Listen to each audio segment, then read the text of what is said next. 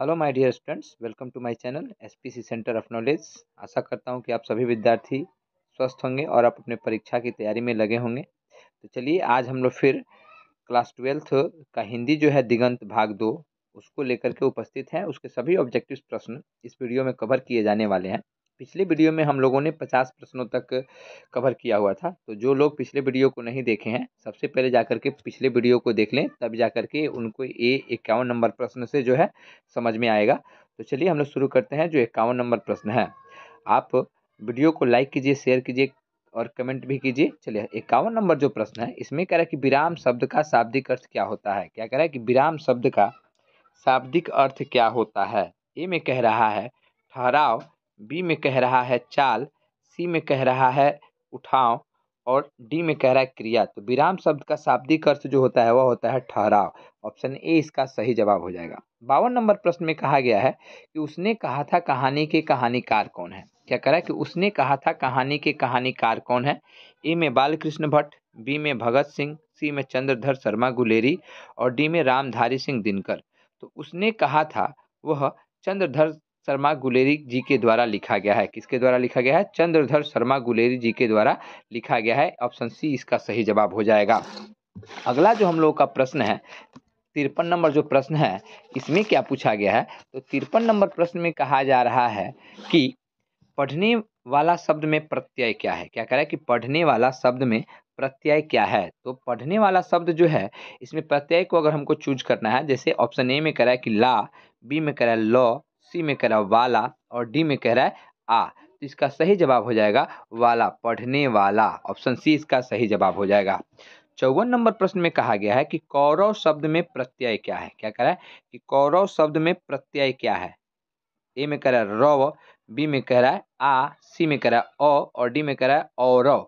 तो कौरव शब्द में प्रत्यय है कौरव, औ, यानी यहाँ पे सी नंबर ऑप्शन सही हो जाएगा। चलिए बढ़ते हैं हम लोग 55 नंबर प्रश्न की तरफ। 55 नंबर प्रश्न में कहा गया है कि दल विहीन लोकतंत्र किसके मूल उद्देश्यों में है। क्या कह रहा है कि दल विहीन लोकतंत्र किसके मूल उद्देश्यों में है। ए में कह रहा है साम्यवाद, बी में कह रहा है मार्क्सवाद तथा लेनिनवाद, सी में कह रहा है समाजवाद और डी में कह रहा है अधिनायकवाद। तो दल विहीन लोकतंत्र जो है वह मार्क्सवाद तथा लेनिनवाद के मूल उद्देश्यों में शामिल है, इसलिए ऑप्शन बी यहाँ पे सही हो जाएगा। 56 नंबर प्रश्न कह रहा है कि पवन शब्द का संधि विच्छेद क्या है। क्या कह रहा है कि पवन शब्द का संधि विच्छेद क्या है। ए में कह रहा है पो जोड़ अन, बी में कह रहा है कि प जोड़ वन, सी में कह रहा है पा जोड़ वन और डी में कह रहा है कि प जोड़ वान। तो जो पवन शब्द का संधि विच्छेद है वह है पो जोड़ अन यानी पवन। ऑप्शन ए इसका सही जवाब हो जाएगा। 57 नंबर प्रश्न में कह रहा है कि निम्न में से कौन। क्या कह रहा है 57 नंबर प्रश्न को देखते हैं हम। 57 नंबर प्रश्न में क्या पूछा गया है। तो 57 नंबर प्रश्न में कहा गया है कि निम्न में से किस कहानी में गैगरीन का उल्लेख है। क्या कह रहा है कि निम्न में से किस कहानी में गैगरीन का उल्लेख है। ए में कह रहा है उसने कहा था, बी में कह रहा है रोज, सी में कह रहा है तिरिच और डी में कह रहा है रस्सी का टुकड़ा। तो उसने कहा सॉरी जो गैगरीन नाम जो है वह रोज कहानी में उल्लेखित है, इसलिए ऑप्शन बी यहाँ सही हो जाएगा। 58 नंबर जो हम लोग का प्रश्न है इसमें कहा गया है कि वह कुल्हाड़ी से वृक्ष काटता है। क्या कह रहा है कि वह कुल्हाड़ी से वृक्ष काटता है, कौन सा कारक है। ए में कह रहा है अपादान कारक, बी में कह रहा है संप्रदान कारक और सी में कह रहा है कर्ता कारक और डी में कह रहा है कर्ण कारक। तो वह कुल्हाड़ी से वृक्ष काटता है वह हो जाएगा कर्ण कारक। ऑप्शन डी यहाँ पे सही जवाब हो जाएगा। 59 नंबर जो प्रश्न है इसमें कहा गया है कि आनंदमय शब्द कौन सा समास है। ए में तत्पुरुष समास, बी में अव्ययी भाव समास, सी में कर्मधारय समास और डी में द्वंद्व समास। तो आनंदमय जो है वह कौन सा समास है। तो यहाँ जो हम लोग का समास हो जाएगा वह हो जाएगा तत्पुरुष समास। ऑप्शन ए इसका सही जवाब हो जाएगा। चलिए हम लोग बढ़ते हैं अगले प्रश्न। 60 नंबर जो प्रश्न है इसमें कहा गया है कि गांधी जी की झोपड़ी खाली स्थान ने जला दिया था, किसने जलाया था। ए में कह रहा है ग्रामीणों ने, बी में कह रहा है युवकों ने, सी में कह रहा है एमन साहब के कर्मचारियों ने और डी में कह रहा है छात्रों ने। तो गांधी जी की जो झोपड़ी थी वह एमन साहब के कर्मचारियों के द्वारा जलाई गई थी। ऑप्शन सी यहाँ सही जवाब हो जाएगा।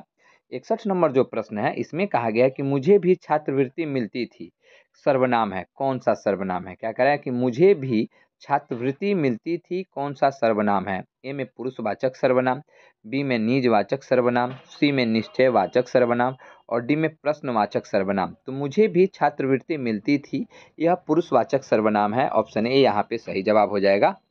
62 नंबर जो प्रश्न है इसमें कहा गया है कि उपकार शब्द में उपसर्ग है। क्या कह रहा है कि उपकार शब्द में उपसर्ग है कौन सा। ए में उ, बी में उपका, सी में उप और डी में उप। तो इसका जो सही जवाब हो जाएगा वह हो जाएगा ऑप्शन डी, उप। तो चलिए हम लोग 63 नंबर प्रश्न को देखते हैं। 63 नंबर जो प्रश्न है उसमें क्या कहा गया है।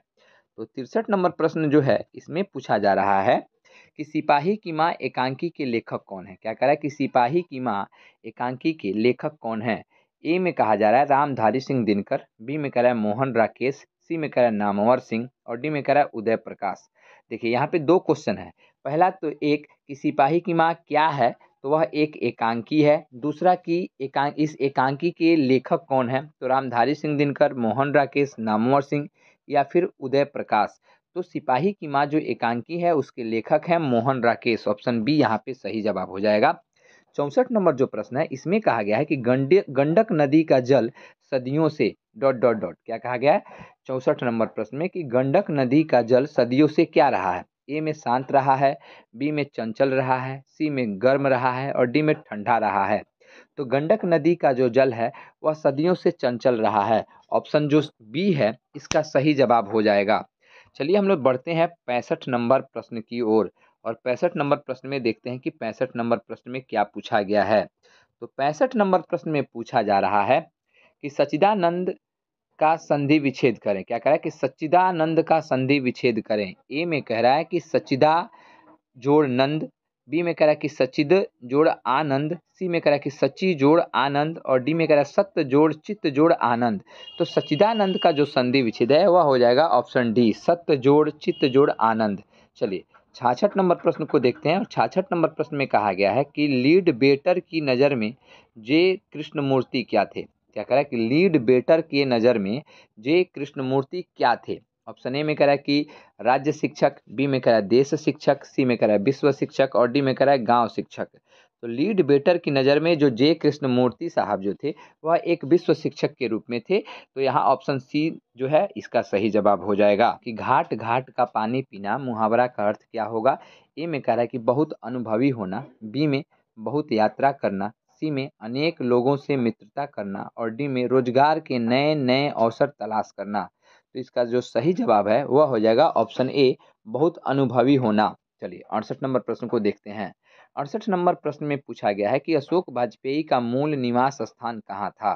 क्या कह रहा है कि अशोक वाजपेयी का मूल निवास स्थान कहाँ था। ए में कह रहा है कि मध्य सागर मध्य प्रदेश, बी में कह रहा है कि महासागर मद्रास, सी में कह रहा है कि हिंद महासागर हिंद और डी में कहा गया है वाराणसी उत्तर प्रदेश। तो अशोक वाजपेयी का मूल स्थान जो था वह था मध्य प्रदेश सागर। ऑप्शन ए यहाँ सही जवाब हो जाएगा। चलिए हम लोग देखते हैं 69 नंबर प्रश्न को और 69 नंबर प्रश्न में क्या कहा गया है। तो कहा जा रहा है कि ज्ञानेंद्र पति ने कौन सी कविता लिखी है। क्या कहा गया है कि ज्ञानेंद्र पति ने कौन सी कविता लिखी है। ए में हार जीत, बी में गांव का घर, सी में उषा और डी में पुत्र वियोग। तो ज्ञानेंद्र पति के द्वारा जो है वह गांव का घर जो है कविता लिखा गया है। ऑप्शन बी यहाँ सही जवाब हो जाएगा। 70 नंबर जो प्रश्न है इसमें कह रहा है कि गला छूटना। क्या कह रहा है कि गला छूटना मुहावरे का अर्थ क्या होगा। ए में डिंग हाँकना, बी में भटकना, सी में पिंड छूटना और डी में परेशान करना। तो गला छूटना का अर्थ जो है मुहावरे का अर्थ जो है वह हो जाएगा पिंड छूटना। ऑप्शन सी इसका सही जवाब हो जाएगा। चलिए बढ़ते हैं हम 71 नंबर प्रश्न की ओर और 71 नंबर प्रश्न में देखते हैं क्या पूछा गया है।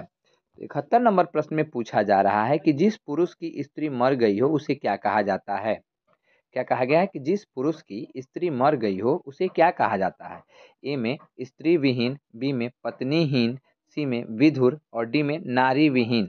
तो जिस पुरुष की स्त्री मर गई हो उसे विधुर कहा जाता है। ऑप्शन सी यहाँ सही जवाब हो जाएगा। 72 नंबर प्रश्न में कह रहा है कि चिड़ी मार कौन सा समास है। क्या कह रहा है कि चिड़ी मार कौन सा समास है। ए में तत्पुरुष समास, बी में कर्मधारय समास, सी में बहुब्रीहि समास और डी में द्वंद्व समास। तो चिड़ी मार जो है वह तत्पुरुष समास है। ऑप्शन ए यहाँ सही जवाब हो जाएगा। 73 नंबर जो प्रश्न है इसमें कहा गया है कि साहित्य लहरी किनकी रचना है। क्या कहा गया है कि साहित्य लहरी किनकी रचना है। ए में मलिक मोहम्मद जायसी, बी में सूरदास, सी में कबीर और डी में तुलसीदास। तो साहित्य लहरी जो है वह सूरदास जी के द्वारा लिखा गया है। ऑप्शन बी यहाँ सही जवाब हो जाएगा। 74 नंबर जो प्रश्न है इसमें कहा गया है कि प्रगीत और समाज किनकी रचना है। क्या कहा है कि प्रगीत और समाज जो है किनकी रचना है। ए में बालकृष्ण भट्ट की, बी में नामवर सिंह की, सी में दिनकर जी की और डी में चंद्रधर शर्मा गुलेरी की। तो प्रगीत और समाज जो है वह नामवर सिंह के द्वारा लिखा गया है। ऑप्शन बी यहाँ सही जवाब हो जाएगा। 75 नंबर प्रश्न कह रहा है कि एक लेख और एक पत्र के लेखक हैं कौन। ए में मोहन राकेश, बी में भगत सिंह, सी में उदय प्रकाश और डी में अज्ञेय। तो एक लेख और एक पत्र के लेखक हैं भगत सिंह। ऑप्शन बी यहाँ सही जवाब हो जाएगा। चलिए बढ़ते हैं हम 76 नंबर प्रश्न की ओर और देखते हैं 76 नंबर प्रश्न में क्या पूछा गया है। तो 76 नंबर प्रश्न कह रहा है कि उसने कहा था कहा शीर्षक कहा कहानीकार कौन है। क्या पूछा गया है कि उसने कहा था शीर्षक का कहानीकार कौन है। ए में चंद्रधर शर्मा गुलेरी, बी में प्रेमचंद, सी में मोहन राकेश और डी में यशपाल। तो उसने कहा था कहानी के जो लेखक हैं वह है चंद्रधर शर्मा गुलेरी। यहाँ ऑप्शन बी ए जो है हम लोग का सही हो जाएगा। चलिए 77 नंबर प्रश्न को देखते हैं। 77 नंबर प्रश्न में कहा गया है कि निम्नांकित में कौन उसने कहा था शीर्षक कहानी का नायक है। देखिए ऊपर लेखक के बारे में पूछा गया था और यहाँ उस कहानी के नायक के बारे में पूछा गया है। ए में वजीरा सिंह, बी में लहना सिंह, सी में बोधा सिंह और डी में हजारा सिंह। तो उसने कहा था कहानी का जो मूल नायक है वह है लहना सिंह। ऑप्शन बी यहाँ सही जवाब हो जाएगा। 78 नंबर प्रश्न में कहा गया है कि उसने कहा था किस प्रकार की कहानी है। क्या कह रहा है, उसने कहा था किस प्रकार की कहानी है।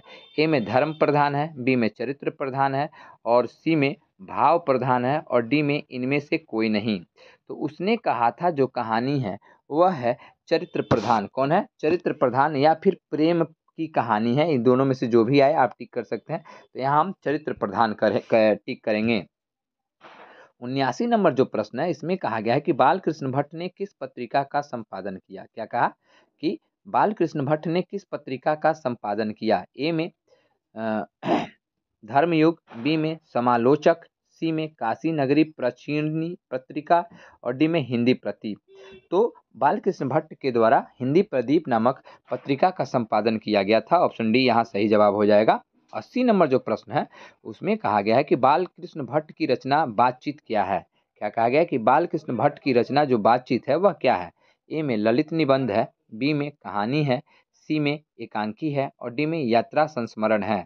तो बालकृष्ण भट्ट की जो रचना है बातचीत वह एक ललित निबंध है। ऑप्शन ए यहाँ सही हो जाएगा। चलिए बढ़ते हैं हम 81 नंबर प्रश्न की ओर और देखते हैं 81 नंबर प्रश्न में क्या कहा गया है। 81 नंबर प्रश्न कह रहा है कि ओ सदा नीरा के लेखक कौन है। क्या कह रहा है कि ओ सदा नीरा के लेखक कौन है। ए में नामवर सिंह, बी में मोहन राकेश, सी में रामधारी सिंह दिनकर और डी में जगदीश चंद्र माथुर। तो ओ सदा नीरा के लेखक हैं जगदीश चंद्र माथुर। ऑप्शन डी यहाँ सही जवाब हो जाएगा।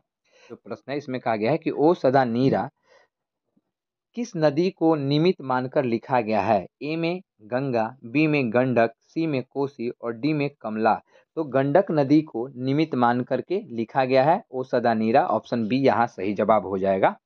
83 नंबर जो हम लोग का प्रश्न है इसमें कहा गया है कि अर्धनारीश्वर निबंध कब प्रकाशित हुआ। क्या कह रहा है कि अर्धनारीश्वर निबंध जो है कब प्रकाशित हुआ। ए में 1946 ईस्वी में, बी में 1961 ईस्वी में, सी में 1958 ईस्वी में और डी में 1952 ईस्वी में। तो अर्धनारीश्वर जो निबंध है वह 1952 ईस्वी में प्रकाशित हुआ था। ऑप्शन डी यहाँ सही जवाब हो जाएगा। चलिए बढ़ते हैं हम 84 नंबर प्रश्न में कहा गया है कि दिनकर को किस कृति पर भारतीय ज्ञानपीठ पुरस्कार मिला था। क्या कहा गया है कि दिनकर को किस कृति पर भारतीय ज्ञानपीठ पुरस्कार मिला था। ए में कुरुक्षेत्र, बी में उर्वशी, सी में रसीम रथी और डी में रेणुका। तो दिनकर जी को भारतीय ज्ञानपीठ पुरस्कार जिस कृति के लिए मिला था वह था उर्वशी। ऑप्शन बी यहाँ सही जवाब हो जाएगा। अगला जो हम लोग का प्रश्न है रोज कहानी। क्या कह रहा है कि रोज शीर्षक कहानी के कहानीकार कौन है। 85 नंबर जो प्रश्न है इसमें पूछा जा रहा है कि रोज शीर्षक कहानी के कहानीकार कौन है। ए में प्रेमचंद्र, बी में जयशंकर प्रसाद, सी में सच्चिदानंद हीरानंद वात्स्यायन अज्ञेय और डी में इनमें से कोई नहीं। तो इसका सही जवाब जो है, आंसर जो है वह ऑप्शन सी हो जाएगा, वात्स्यायन अज्ञेय। 86 नंबर प्रश्न कहा गया कि माथा ठनकना मुहावरा का क्या अर्थ है। ए में भयभीत हो जाना, बी में घबरा जाना, सी में हिम्मत आ जाना और डी में अनिष्ट की आशंका होना। तो माथा ठनकने का मुहावरा जो अर्थ है वह हो जाएगा ऑप्शन डी, अनिष्ट की आशंका का होना। 87 नंबर प्रश्न में कहा गया है कि मोपासा कहाँ के थे। क्या कह रहा है कि मोपासा कहाँ के थे। ए में इंग्लैंड, बी में फ्रांस, सी में भारत और डी में बर्मा। तो मोपासा जो थे वह फ्रांस के रहने वाले थे। ऑप्शन बी यहाँ सही जवाब हो जाएगा। चलिए बढ़ते हैं हम 88 नंबर प्रश्न की ओर और देखते हैं 88 नंबर प्रश्न में क्या पूछा गया है। तो 88 नंबर प्रश्न में कहा जा रहा है कि दिवाली शब्द संज्ञा है। क्या कह रहा है कि दिवाली शब्द संज्ञा है कौन सा। जातिवाचक, व्यक्तिवाचक, भाववाचक या समूहवाचक। तो दिवाली शब्द जो है वह व्यक्तिवाचक संज्ञा है। ऑप्शन बी यहाँ सही जवाब हो जाएगा। 89 नंबर प्रश्न है हम लोग का, उसमें कहा गया कि पेशगी के लेखक कौन है। क्या कह रहा है कि पेशगी के लेखक कौन है। ए में अंटोन चेखव, बी में गाई डी मोपासा, सी में दिनकर जी और डी में हेनरी लोपेज। तो पेशगी के लेखक जो है वह है हेनरी लोपेज। ऑप्शन डी यहाँ सही हो जाएगा। 90 नंबर जो हम लोग का प्रश्न है वहाँ कहा गया है कि अर्थ के आधार पर वाक्य मुख्यतः कितने भाग हैं। यानी वाक्य अर्थ के आधार पर वाक्य के मुख्यतः कितने भाग होते हैं। ए में कहा गया है 3, बी में कहा गया है 4, सी में कहा गया है 6 और डी में कहा गया है 8। तो इसका सही जवाब हो जाएगा 8। चलिए 91 नंबर प्रश्न में कहा गया है कि वह घर नहीं जाएगा वाक्य किस प्रकार का है। ए में निषेधवाचक, बी में आज्ञावाचक, सी में प्रश्नवाचक और डी में संदेहवाचक। तो इसका सही जवाब हो जाएगा निषेधवाचक। ऑप्शन ए इसका सही जवाब हो जाएगा। 92 नंबर प्रश्न में कहा गया है कि चेखव एक अतुलनीय कलाकार हैं, ऐसा किसने कहा था। ऑप्शन ए में कह रहा है कि लोपेज, बी में कह रहा है कि लेव टॉल्स्टॉय और सी में कह रहा है कि दिनकर जी और डी में कह रहा है सभी ने। तो यहाँ पे इसका सही जो जवाब है वह हो जाएगा लेव टॉल्स्टॉय। चलिए इसका पूरा नाम था लियो टॉल्स्टॉय। चलिए हम लोग 93 नंबर प्रश्न को देखते हैं। 93 नंबर जो प्रश्न है उसको देखते हैं। 93 नंबर प्रश्न में क्या कहा गया है। अनुभव शब्द है क्या। क्या कह रहा है कि अनुभव शब्द है क्या। स्त्रीलिंग है, पुल्लिंग है, उभयलिंग है या इनमें से कोई नहीं है। तो अनुभव जो शब्द है वह है पुल्लिंग। ऑप्शन बी यहाँ सही हो जाएगा। 94 नंबर प्रश्न में कह रहा है कि मनोविनोद शब्द कौन मनोविनोद शब्द कौन लिंग है। ए में पुल्लिंग है, बी में स्त्रीलिंग है, सी में उभयलिंग है और डी में इनमें से कोई नहीं है। तो मनोविनोद जो है वह पुल्लिंग है। ऑप्शन ए यहाँ सही हो जाएगा। 95 नंबर प्रश्न में कहा गया है कि एक गिलास पानी लाओ वाक्य है। ए में प्रश्नवाचक, बी में विस्मयादि बोधक वाक्य, सी में आज्ञावाचक वाक्य और डी में इच्छावाचक। तो यहाँ सही जो जवाब है वह हो जाएगा आज्ञावाचक वाक्य।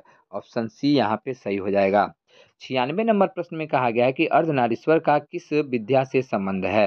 क्या कह रहा है कि अर्धनारीश्वर का किस विद्या से संबंध है। ऑप्शन ए में निबंध, बी में कहानी, सी में एकांकी और डी में व्यंग।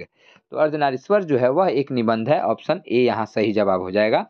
97 नंबर प्रश्न में कहा गया है कि रविंद्र का संधि विच्छेद करें। ए में रवि जोड़ इंद्र, बी में रवि जोड़ इंद्र और सी में रव जोड़ इंद्र और डी में रवि जोड़ ऐन्द्र। तो इसका सही जो जवाब है वह हो जाएगा ऑप्शन ए रवि जोड़ इंद्र। चलिए हम 98 नंबर प्रश्न को देखते हैं कि 98 नंबर प्रश्न में क्या है। तो 98 नंबर प्रश्न में कहा गया है कि जानने की इच्छा रखने वाले को क्या कहते हैं। ए में जिज्ञासा, बी में जिज्ञासु, सी में जिजीविषा और डी में जानकार। तो जानने की इच्छा रखने वाले को हम जिज्ञासु कहते हैं। ऑप्शन बी यहाँ सही हो जाएगा। 99 नंबर जो प्रश्न है इसमें कहा गया है कि जयशंकर प्रसाद किस वाद से संबंधित रचनाकार हैं। ए में छायावाद, बी में प्रगतिवाद, सी में प्रयोगवाद और डी में नई कविता। इसका सही जो जवाब है वह हो जाएगा छायावाद। 100 नंबर जो हम लोग का और लास्ट नंबर जो प्रश्न है इसमें कहा गया है कि कवितावली के रचनाकार कौन है। ए में मलिक मोहम्मद जायसी, बी में तुलसीदास, सी में कबीरदास और डी में सूरदास। तो कवितावली के रचनाकार जो हैं वह तुलसीदास हैं। तो हम लोगों ने 100 नंबर जो प्रश्न है उसको भी कवर कर लिया। तो